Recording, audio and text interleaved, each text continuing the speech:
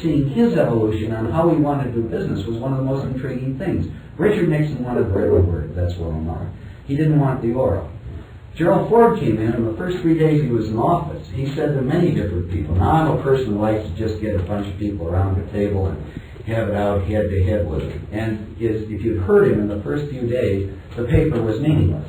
It wasn't 3 weeks that I was in a meeting with him that he was growling because he hadn't had the paper first. And what he evolved was the best of the systems, which is get the combination of the well-prepared paper where everyone has had an opportunity to see, comment, and refine that paper.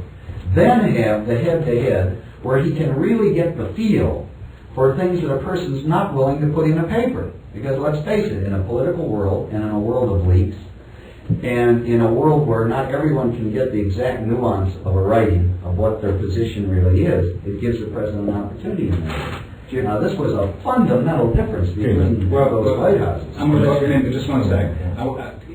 Why do you think that change occurred? You said, I mean, I know you want to pursue the question of whether there was a difference, but leaving that aside,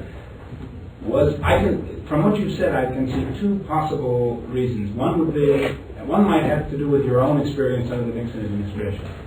And I was interested in knowing whether that was any... But I took the back door. No, I was doing.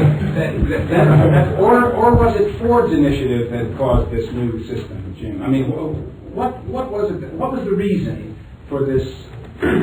Multiple reasons. First of all, there was the feeling that was expressed down here that this was a very tight, closed-in place where 1 or 2 people were running the whole thing.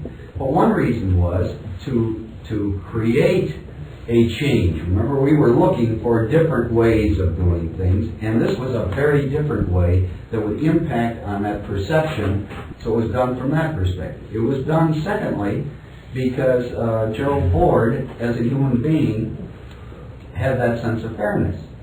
It was done, thirdly, in my judgment, because I think President Ford, based on his Hill experience, had learned that you're very well advised to touch all the bases. Now, somebody once described politics as like baseball. All you got to do is touch all the bases. But as one old guru told me when I first came into government, there are 2 fundamental differences.